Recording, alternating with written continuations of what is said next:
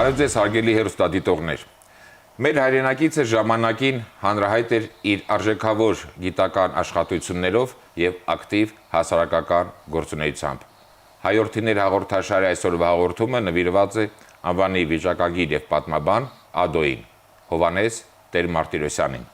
Մեր հաղորդման հյուրերն են Գիտությունների ազգային ակադեմիայի Պատմության ինստիտուտի նոր պատմության բաժնի վարիչ, պատմագիտության դոկտոր Ռուբեն Սահակյանը եւ Երևանի պետական համալսարանի հայոց պատմության ամբիոնի դասախոս Գեղամ Բադալյանը։ Բարի գալուս պարոնայք, շնորհակալություն հրավեր ընդունելու համար։ Իսկ այժմ ծանոթանանք Ադոյի կյանքի եւ գործունեությանը նվիրված ակնարկին եւ կշարունակենք մեր հաղորդումը։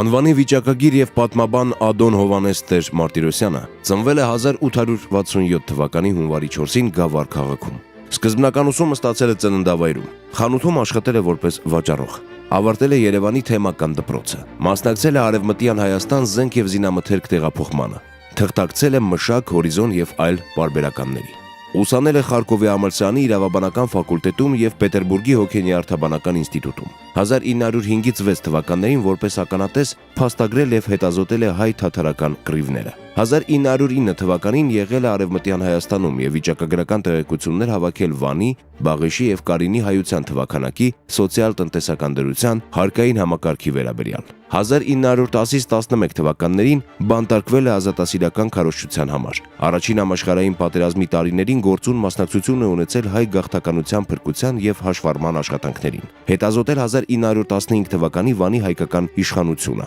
Մոտ 200 ձեռագիր փրկել հասցրել Էջմիածին։ 1917 թվականին Սալմաստի, Խոյի, Վանի շրջաններում ուսումնասիրել է հայ եւ ասորի գաղթականների դրությունը։ 1919-ից 49 թվականներին Երևանում աշխատել է Հայաստանի սպառողական ընկերությունների միության վիճակագրական բաժնի վարիչ։ Մահացել է 1954 թվականի փետրվարի 7-ին։ Ուսումնասիրությունները վերաբերում են ազատագրական շարժումների պատմությանը, Արևմտյան Հայաստանի սոցիալ-տնտեսական եւ քաղաքական կացությանը, վարչական կառուցվածքին, բնակավայրերի եւ բնակչության վիճակագրությանը, գրականագիտությանը, կոոպերատիվ շարժմանը։ Պարոն Սահակյան, ցավոք սրտի Ադոյի անունը, առավելևս Հովհաննես Տեր-Մարտիրոսյանի անունը մեր ժամանակակիցներին կարծես թե ոչինչ չի ասում կամ շատ քիչ բան է ասում, շատ քչերին է հայտնի,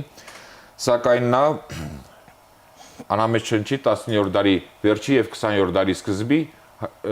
մեր հայ իրականության մեջ թե գիտական եւ թե հասարակական կյանքի հայտնի դեմքերից էր, ով այդ շրջանում եւ թե մինչեւ հիմա իր ողջ գիտական, իր հայրենասիրական կյանքը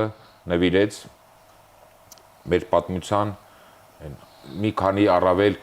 հիմնական նշանակություն ունեցող էտապների ուսումնասիրությանը։ Ձեր ընդհանուր գնահատականը եւ փորձենք նաեւ ձեր երկուսի օգնությամբ այսօր մեր հայրենակիցներին վերհիշեցնել այդ նման մեծ վաստակ ունեցող անձնավորությանը։ Ասեմ ձեզ, որ Ադոն կամ էլ այդ անձնավորությունը այն անհատներից մեկն է, որը իր ողջ գիտակից կյանքը նվիրեց Արևմտյան Հայաստանի ուսումնասիրությանը։ Ոչ միայն ուսումնասիրելով տարբեր տեսակի աղյուսակներ, գրքեր, այլ ինքը անձամբ լինելով արևելահայ, նոր Բայազետից, լինելով արևելահայ, ինքը արմատներով իհարկե ծագումով հին Բայազետից եկավ եւ իր լրացուցիչ խոսքը ասեց, բավականին լուրջ խոսքը ասեց հայ իրականության այդ ժամանակահատվածում եւ երբ որ ուսումնասիրում էի նրա գործունեությունը ինձ համար զարմանալի էր եւ ապշեցուցիչ էր, ինչպես է նա հասցրել այդ ամենը իրականացնել, այն էլ չունենալով իր հետևում ինչ-որ գիտական բաժիններ, հաստատություններ։ Խնդիրը հետեւյալն է, որ ներկայումս այն վիճակագրական տվյալները, որի մասին պարոն Բադալյանը ավելի մանրամասն կներկայացնի, առ այսօր մնում են անգերազանցելի։ Ճիշտ է, որոշակի թերություններ կան բոլորի դեպքերում, բայց այնուամենայնիվ ապշեցնում է այդ մարդու հսկայածավալ աշխատանքը, ինչպես ոտքով գյուղ առ գյուղ գնացել, հաշվառել եւ այդ իրադարձությունների դեպքերի մանրամասները մեզ է ներկայացնում։ Այսինքն մենք կաբինետում 4 պատերի մեջ փակված ուսումնասիրող չի եղել ամենևին էլ։ Ոչ մեկի մտքով չէր անցնում, որ կարելի է այդ կերպ ունենալով նման կրթական մակարդակ, բարձր մակարդակ, կարելի էր գնալ եւ նման մանրակրկիտ գործողություն իրականացնել։ Պարոն Բադալյան, վիճակագրությունից խոսք գնաց, երևի կարող ենք նախ մինչև բուն հիմնական հարցը ԱԴՕ-ին համարել եթե ոչ հայ վիճակագրության կամ հայ վիճակագրագիտության, եթե նման գիտություն ձևակերպում կա հիմնադիր եւ դրա հետ կապված ԱԴՕ-ի գիտական աշխատությունների ինչ խոսք առանցքը կամ գերակշռվածը դա հենց պատմության եւ վիճակագրության վերաբերող աշխատություններն են եւ դրանց մեջ առանձնանում է Վանի, Բիթլիսի եւ Էրզրումի վիլայեթները, նահանգները, ուսումնասիրություն այդ նահանգների աշխարհագրական, վիճակագրական, իրավական եւ տնտեսական դրության։ Գիտեք, կարծում եմ, որ ԱԴՕ-ին իրոք կարելի է համարել հայ վիճակագրության հիմնադիրներից կամ նա ակունքների մոտ կանգնած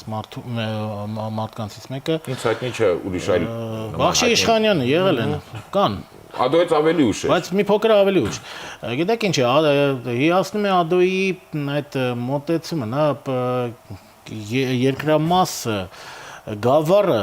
եւ պատմությունը դիտարկում է իրար, այսպես հետ շահկապված, եթե կարելի ասել։ Յուրատեսակ մարդու աշխարհագրություն, եթե կարելի ասել, այդ ուղղության հետևորդ է։ Օրինակ, մինչև Վանի, Բիթլիսի եւ Էրզրումի վիլայեթները այդ նշանավոր աշխատությունը նա գրել էր թուրք հայկական ընդհարումը Կովկասում 1905 թվական에 եւ այնտեղ անպայման ներկայացնում է գավառը, ներկայացնում է կանդրադառնանք։ Իսկ ինչ վերաբերում է Արևմտյան Հայաստանի այս առաջին ամբողջական նկարագրությունը դա կարելի է համարել ամբողջական, ապա ԱԴՕ-ն դա ձեռնարկեց 1909 թվականին, արդեն դեր ունեցել այսպես կոչված երիտուրկական հեղափոխություն եւ քիչ թե շատ ազատություններ են ստեղ ազատ ելումուտ էր ստեղծվել Արևմտյան Հայաստանում եւ ԱԴՕ-ն իր նախաձեռնությամբ իր միջոցներով մեկնեց եւ այսինքն այդ ամեն իր հաշվին իր հաշվին էր, այո, իր 3 ամիս նա հենց փոքրիկ առաջաբան նույնիսկ շատ համեստ վերնաշանը համեստ ձևով է նկարագրում իր բավական դժվարին ճանապարհությունը Նա 3 ամիս շրջել է հայկական հիմնական այդ 3 վիլայեթներով, նահանգներով եւ հնարավորինս հավաքել է վիճակագրական, սոցիալ-տնտեսական իրավիճակին վերաբերող, ժողովրդի կացությանը եւ պատմական, նաեւ մշակութային, ուրեմն իրավիճակին վերաբերող բազմաթիվ շատ կարեւոր նյութեր։ Ես չեմ սխալվի, եթե ասեմ, որ ԱԴՕ-ն դրանով փրկել է Արևմտյան Հայաստանի մասին մի հսկայական նյութ։ Մանավանդ եթե հաշվի առնենք, որ ընդամենը մի քանի տարի հետո տեղացավ ցեղասպանությունը եւ այդ Արևմտյան Հայաստանը ոչնչացավ բառի բուն իմաստով։ Եթե դա չլիներ, եթե ԱԴՕ-ի այս աշխատանքը չլիներ, ապա շատ բան մեզ անհատ կլներ։ Նաեւ այդ առումով է կարեւորվում։ Դա այո։ Ոչ միայն գիտական, այլ Գիտեք ինչն է հետաքրքիր, ԱԴՕ-ն ուղղակի ամբողջական նյութերը չի կարողացել հրատարակել։ Դուք գիտեք 1909 թվականին այդ ընթացքում դաշնակցության գործներ բացվել ցարական իշխանությունների կողմից եւ երկար ժամանակ նա չի հաջողվել դա հրատարակել։ Միայն 1912 թվականին բազմաթիվ խոչընդոտներ անցնելով, իմիջիայլոց մեծ արգելքներ անցնելով, նա հրատարակեց այդ գործը եւ այնտեղ նշում է, որ մեզ շահաջողվեց անհրաժեշտ քարտեզներ եւ ամբողջական նյութեր հրատարակել։ Այստեղ օրինակ ԱԴՕ-ի հենց ձեռագրով կազմած նրա արխիվից վերցված տվյալներն են, որտեղ նա հավաքել է ոչ միայն հայերին վերաբերող, այլև այլազգիներին, Արևմտյան Հայաստանի տարբեր գավառներում այլազգիներին վերաբերող նյութեր։ Այսինքն իր ուսումնասիրության առարկա ոչ միայն մեր հայրենակիցներն, այո, իր ուսումնասիրության առաջին այո, գիտեք, այդ առումով նրա մտահորիզոնն է շատ լայն, նա երկիրը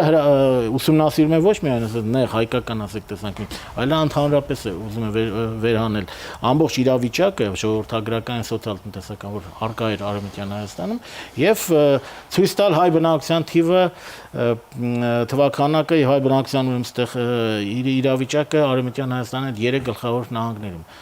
Եվ այստեղ շատ པարզ երևում է այն ցեղասպանության հետևանքները, որ մենք տեսնում ենք 1890-ական թվականից սկսած ամբողջ Արևմտյան Հայաստանի հայաթափման այդ process-ը շատ լավ երևում է։ Ընդ որում իր թղթակցությունը Արևմտյան Հայաստանի տարբեր գավառների իր բարեկամների, ընկերների հետ իմիջիայլոց նշել է, ումից է վերցել այդ տվյալները։ Ումից է վերցել, շատ կարևոր է, շատ բարեխիղճ մարդ է։ Բարեխիղճ եւ պատասխանատու, այո։ Նա նաեւ հետագայում է նյութեր ստացել, օրինակ սա Կարինի Էրզրումի վիճակագրությունը, որ նա ստացել է 1911 թվականին, թվականը կա 1911, Կարինի գյուղերն են։ Եվ գիտեք ինչ, ես չեմ ասի, որ ինքը Ադոնել է ասել, փորձ ասում ապագայի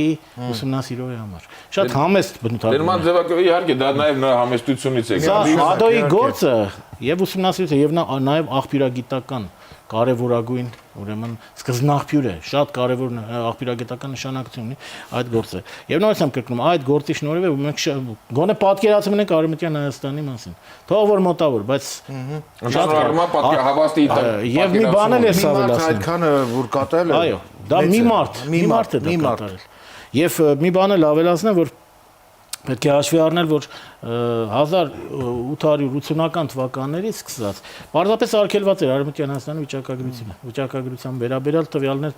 հրատարակել։ Կային այդպիսի տվյալներով, բայց դրանք որպես կանոն վերաբերում 70-80-ական թվականներին։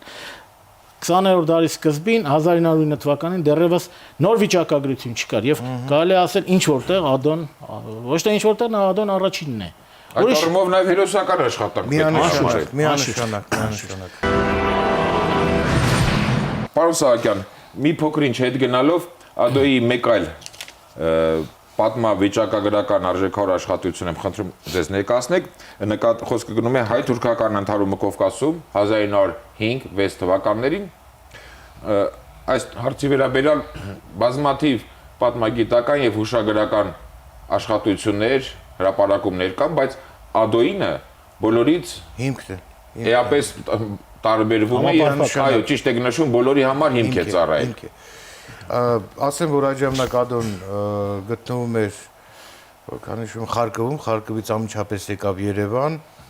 եւ ժամանակակից ուսումը կիսաթողեց, որ եկավ հայրենիք Երևան եւ ժամանակակիցը, որի հուշերը տպագրվել են հայրենիքում, հենց կոչվում է Ադո, հա, եւ ներկայացնում է Ադոյին այդ ընդհանուր ժամանակ ամբողջ ջղային համակարգը լարված, ուշադիր լսում եւ գրեր առնում, որտեղից կրակեցին, քանի կրակոց եղավ, որ թաղամասում էր, ինչպես սկսվեց եւ այլն։ Այսինքն, բացի այդ, ինքը անձամբ ներկա է եղել, տեսել է, ոնց ասենք Երևանի ընդհարումներին, իմացել է ովքեր են կազմակերպել, մնացածը վերցրել է, աշխատել է վերցրել չեզոք աղբյուրներից, ոչ հայկական, որպեսզի ապահովի ճշմարտացիությունը եւ անաչառությունը այն ամենի, ինչի որ նա գրել է։ Կարևոր այստեղ հետեւյալն է, որ Ադոն երբեք կոչ չէր անում երկու ժողովուրդների միջև ճշնամանք։ Նա շատ լավ հասկանում էր, որ դա կազմակերպվել էր ցարական կառավարության կողմից, որ դա ուղղված էր հեղափոխության հետ կապված խնդիրները մի կողմ դնելու, թույլ չտալու, որպեսզի Կովկասում եւս հեղափոխությունը զարգանա, եւ այստեղ է, որ այն մեծ գործը, որ նա կատարեց, մեծ գործ կատարեց, նույնիսկ եմ ասում, որովհետեւ դժվար էր գնդակների սուլոցի տակ, դժվար էր այդ պայմաններում ոչ միայն կյանքի ապահովության խնդիրներ մտածել, հա, այլ նաև գրի առնել մանրամասն եւ ներկայացնել։ Շատ դեպք նկատեցիք, այդ պարագաները դժվար, որովհետեւ երբ որ նայում ես շուրջ բոլոր քո հայրենակիցները զենքը վերցրած մարտնչում են, իսկ դու գրիչն ես։ Իսկ դու զենքի փոխարեն գրիչ եւ բոլորն դա հասկանում են հերոսություններ, իհարկե։ Բոլորն դա հասկանում էին, որ Ադոյի նման անձնավորությունը չպետք է որ միգուցե հրացանել է վերցել, չեմ կարող բացառել։ Բայց իհարկե անպայման պետք է Ադոյի նման մեկը լիներ, որ մեկը այդ ամենը փաստագրեր եւ ներկայացրել եւ առ այսօր այս Ադոյի աշխատությունը հայ-թուրքական ընդհարումները հանդիսանում է կարևոր սկզբնաղբյուր, ինչպես Գեղամը նշեց, ինքը բավականին մանրամասն, որպես ականատես, մանրամասն նկարագրում է ժամ առ ժամ, րոպե առ րոպե, որտեղ եւ ինքը միանգամայն վստահելի աղբյուր է։ Միանշանակ։ Եվ ամենակարևորը այնտեղ ցույց է տալիս, որ այս ընդհարումների հետևում կանգնած է ցարական կառավարությունը։ Շեյթանը ինչպես։ Հա։ Պարոն Բադալյան, նախորդ հարցում նշեցիք արդեն 9-10 թվականներին նա կատարած աշխատանքը, սակայն Ադոն, որպես տեղը ժողովրդական լեզվով ասած հանգիստ չնստող մարդ, 5-6 թվականի կռիվների ժամանակ իր կարևոր վաստակ ունեցավ ապագա սերունդներին ներկայացնելու, նաև ցեղասպանության տարիներին, այդ 1905-6 այդ թվականներին նա նույնպես այդ ամենը իր պարտքը համարեց եւ համոզված եմ անասանելի դժվարին պայմաններում այդ վիճակագրական հարուստ տվյալներ հավաքեց։ Խնդրում եմ ներկայացրեք նրա մեծ դեպքերը Վասպուրականում 1914-15 թվականին աշխատությունը եւ մինչեւ ձեր պատասխանը մեր հերոստատիտողները ներկայացնեն Ադոյի այդ նշածս գրքի ֆրանսերեն հրատարակությունը, որտեղ մեր երկու հարգարժան հյուրերը իրենց կարևոր ներդրումն են ունեցել։ Թարգմանությունը Եվ իրականացել փաստորեն այնքան է աշխատությունը կարևորվել, որ ֆրանսերեն թարգմանվել եւ նման շքեղ կերպով հրատարակվել է։ Այո։ Իհարկե Ադոյի աշխատանքների երևի լավագույն, այսպես նմուշը կարելի համարել մեծ դեպքերը Վասպուրականում 1914-15 թվականներին այդ գիրքը, որը լույս տեսավ 1917 թվականին Երևանում։ Երբ տեղի ունեցել արդեն Վասպուրականի հերոսամարտը, տեղի են ունեցել այդ սարսափելի կոտորածները, գաղթը, մեծ գաղթը 15 թվականի, որը շատ լավ ուսումնասիրել է իմ բարեկամ եւ ընկեր պարոն Սահակյանը։ Մեծ դեպքերը եւ ճիշտ եք ասում, որ Ադոյի նման մարդը չէր կարող նստել Երևանում եւ սպասել, նա տեղում պետք է լիներ։ Եվ իրոք նա 1915 թվականի, եթե չեմ ցավում, հունիս-հուլիսին, մինչեւ գաղթը, մեծ գաղթը Վասպուրականի, նա եղել է հենց տեղում եւ ահռելի նյութերի հավաքել։ Թումանյանի հետ միասին։ Թումանյանի, այո, երբ հայ մտավորականները մի խումեց խումբ, այո, մեկնեցարության Հայաստան։ Եվ գիտեք, դրա շնորհիվ ինչով է այս գիրքը կարևոր, առաջինը է Վասպուրականի ամբողջ ինքնապաշտպանական մարտերի էպոպեան, հա, առաջին անգամ ներկայացվում է։ Մենք հետո շատ գրքեր պետք է լինեն, բայց առաջինը Ադոն էր։ Եվ առաջինը պետք է նշել, որ նա հայրենիքում տպեց այդ գիրքը։ Առաջին գիրքն է դա։ Եվ ցավոք սրտի վերջինը մինչև 60-ական թվականները։ Երկրորդը նա նյութեր է հրատարակել Վանի մասին, որոնք հետո մի տեսակ անետացել են։ Գիտեք, Վանի վիլայեթի, Վանի նահանգի վիճակագրությունը 14-15 թվականի այդ Նախա-Եղեռնյան շրջանի ամենավատն է։ Չի հասել։ Կոստանդնուպոլսի պատրիարքարան չէր հասել։ Եվ Ադոյի գործը այս առումով չեմ ասում լիակատար է, որտեղ բայց ամենայն դեպս ավելի կարևոր է ամբողջական աղբյուր ունենք, որը այո, դա աղբյուրագիտական էլի կարևոր նշանակություն է, որը չեն կարող շրջանցել Վասպուրականի այս շրջանի Վանի հերոսամարտ ուսումնասիրողները։ Իմ մոտ այն տպավորությունն է ստեղծվում, որ ժամանակի հեռավորությունից Ադոյի նկատմամբ մեր բոլորիս, մեր ժամանակակիցների պարտքը ավելի մեծանում, եթե չլիներ Ադոն այդ աշխատանքը չկատարեր, ինչ հարուստ վիճակագրական, պատմագիտական, մեր հուշագրական, չգիտեմ, քաղաքական նյութերի շուտի զրկվեին։ Գիտեք ինչ է, հետո այդ գրքում բազմաթիվ լուսանկարներ կան, արխիվային արժեք ունեցող նկարներ են, պատկերներ են, որոնց շնորհիվ մենք իմանում ենք մասնակիցներին, տեսնում ենք մենք մասնակիցներին, ովքեր էին դրանք, ինչ խմբեր են եղել եւ այլն եւ այլն։ Բայց այդ լուսանկարները բնագրերի մի մասը չէր պահպանվել հիմա, գիրքն է դարձել բնագրային արդեն։ Այս գրքում բավական լավ աշխատել են բնագրերը, այդ բնագրային։ Չէ, նկատի ունեմ 17 թվականի հրատարակությունը հայերեն։ Այդ նկարները ուղղակի լավ մաքրած է եւ այստեղ շատ ավելի པարզ է երևում։ Բայց ամեն դեպքում դա Ադոյի շնորհիվ է, որ այդ գրքում տեղավորել։ Բացի այդ, Ադոն առաջին անգամ այստեղ մի քանի քարտեզներ է տպել։ Շատախի ինքնապաշտպանությունը, Վան քաղաքը, դա իմիջիալս Վան քաղաքի թաղամասը, այդ ինչ են ասում, քարտեզը Ադոյի գրքի այդ որ տարածված է փաստորեն դա Ադոյի գրքի։ Դա իդեպ ռուսներն են կազմել, բայց այնպեսի ուրեմն Ադոն կարողացել է այդ քարտեզը հայթայթել եւ տեղավորում է եւ քաղաքամեջը եւ ուրեմն Այգեստան իր գրքում։ Իսկ այդ աշխատությունը 17 թվականի հրատարակությունից հետո չի վերհրատարակվել։ Ցավոք ոչ։ Վերջին հրատարակությունը։ Փաստորեն ֆրանսերեն թարգմանվել հրատարակվել է, սակայն որքանից հայտնի էր նախապատրաստը։ է դառնում։ Արդեն 100-ամյակն է շուտով։ Չէ, ասեմ, օրինակ Ադոյի իմ հուշերում այնտեղ իհարկե ոչ ամբողջությամբ կա ավելի մանրամասներ, որոնք նա գրքում չի զետեղել։ Ասենք Նիկոլա Աբալյանի հետ Նարեկավան գնալ, Անդրանիկի Ջոկատի հետ հանդիպել եւ այլ։ Այդ մանրամասները կան, բայց գիտեք ինչու՞ չի բաներ, իմ կարծիքով, որովհետեւ ավելի ահավոր իրադարձություններ սկսեցին տեղի ունենալ թուրքական 18 թվականի փետրվարյան հարձակումը, մայիսյան հերոսամարտերը, չէ, հետո Հայաստանի Հանրապետություն արդեն նրա ուշադրությունը, այո, բայց դրանով հանդերձ 17 թվականի այդ հրատարակությունը հայերեն նկատի ունեմ, հարկավոր է անպայման որքանից երկրորդ հրատարակությամբ հրամցնել, երևի դրանից հետ 17 թվինից էլ հատուկեն օրինակներ են մնացել։ Որքանից հայտնի այդպիսի մտադրություններ եղել են, բայց առ այսօր ինչպես ասում են, սայլը տեղից չի շարժվել։ Ինչ պատճառներով, այո։ Հուսանք, թե դա եւ թե ինչպես նաեւ մյուս աշխատությունները կվերհրատարակվեն ասենք հիմա պատրաստ է հայության երկունքը, որը մենք պատրաստեցինք Ենջակահիշատակ պրոֆեսոր Ազախեցյանի, Ռուբեն Գասպարյանի, իմ եւ Համոս Սուքյասյանի։ Հույս ունենանք, որ նույնպես դա մեր կար հատարակվի։ Հույս ունենանք։ Եվ մինչև այդ հրատարակությունն անցնելը կրկին մեր հերոստատիտողներին այս երկու աշխատությունները ներկայացնեմ եւ նշեմ, որ փաստորեն խորհրդային տարիներին հասկանալի է, որ ԱԴՕ-ի մասին բացի երևի հանրագիտարանային կենսագրական հոդվածներից ոչ մի հիշատակում չկար, բայց նաեւ մեր նորանկախ պետականության տարիներին նույնպես ԱԴՕ-ի ոչ մի աշխատանք չէր տպագրվել եւ վերջին ընդամենը մի քանի տարիների ընթացքում միանգամից մեր հարգարժան հյուրի շնորհիվ պարոն Սահակյանի այս երկու աշխատությունները հրատարակվեցին։ Խնդրում եմ հատկապես ներկայացրեք ԱԴՕ-ի իմ հիշողությունները։ Այս հուշագրությունը, բայց սա նաև սոսկ հուշագրություն չի, նաև ժամանակաշրջանի վերաբերյալ պատմագիտական աշխատանք է։ Ժամանակաշրջանի բնութագրումն է, ինքը հուշերգա բավական երկար ժամանակ է աշխատել։ Սկսել է Նոր Բայազետից, բերը հասցրել է մինչև հիմնական իր գործը ավարտել է 1919 թվականին, բայց երբ որ խորհրդային կարգեր են հաստատվել, դրան որոշակի հատված այնտեղ ավելացրել է, որ փրկվեց Հայաստանը խորհրդային կարգեր հաստատելով եւ այլն։ Հանդիպել է ժամանակի մեր բոլոր մեծերի հետ, զրուցել է նրանց հետ, հատկապես նա բավականին